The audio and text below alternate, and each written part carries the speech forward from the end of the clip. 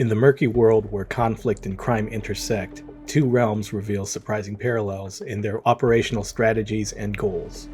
Unconventional warfare, characterized by guerrilla tactics and subversion, operates outside of conventional military norms.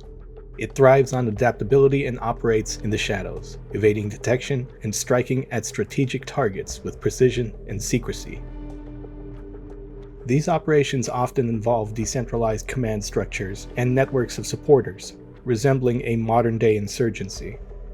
The goal is not just military victory, but the destabilization of established powers or the overthrow of governments deemed oppressive. This blend of military tactics and political ideology shapes the landscape of conflict in regions gripped by insurgency.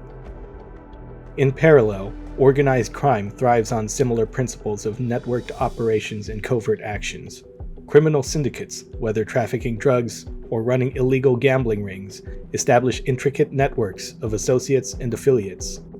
These networks facilitate the illicit flow of goods and services, generating massive profits through activities that undermine legal frameworks and societal norms. The agility of both unconventional warfare and organized crime is paramount to their survival. They adapt swiftly to changing circumstances, exploiting vulnerabilities, and adjusting tactics to evade capture or suppression, whether shifting base camps in remote mountains or changing drug trafficking routes through intricate smuggling networks.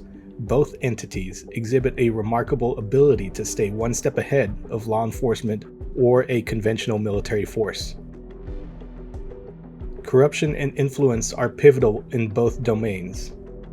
Unconventional warfare often seeks to influence local populations or sway political leaders sympathetic to their cause.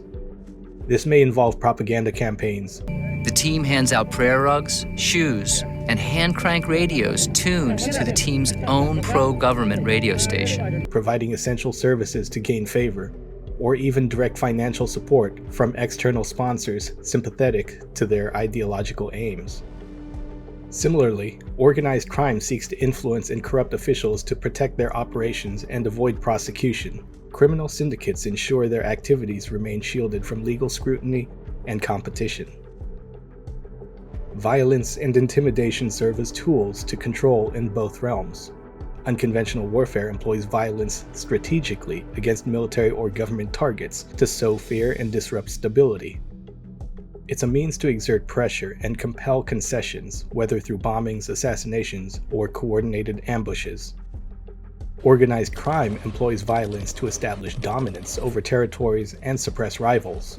Shootouts, turf wars, and displays of force are common tactics used to intimidate competitors and secure control over lucrative criminal enterprises. Resource mobilization is crucial to sustain operations in both unconventional warfare and organized crime.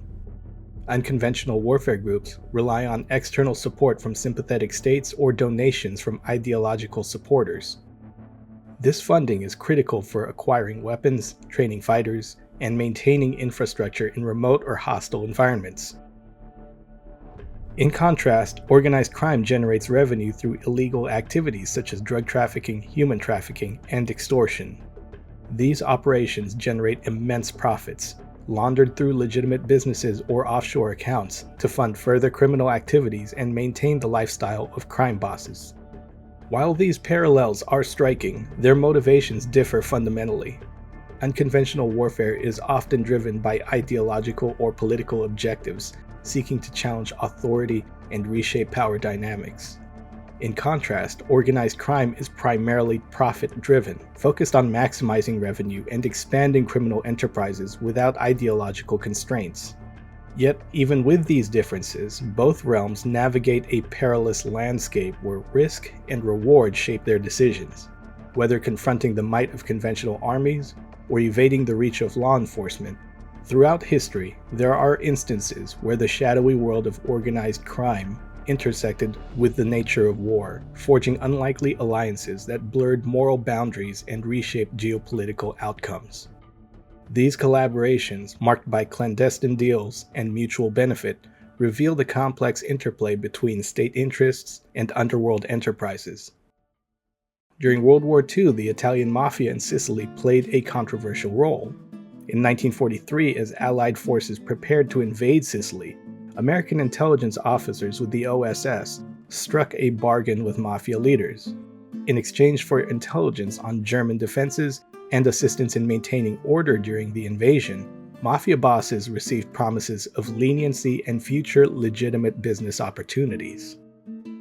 Moving to Asia after World War II, during the height of the Cold War, the CIA and the Japanese government turned to local criminal syndicates, members of the Yakuza, for assistance against growing communist Chinese influence in the Asian sphere. These syndicates, with deep ties to regional power brokers and intelligence networks because of their smuggling operations, provided vital intelligence and logistical support for assets in the region. In more recent conflicts, such as the Balkan Wars of the 1990s, organized crime groups capitalized on the chaos of war.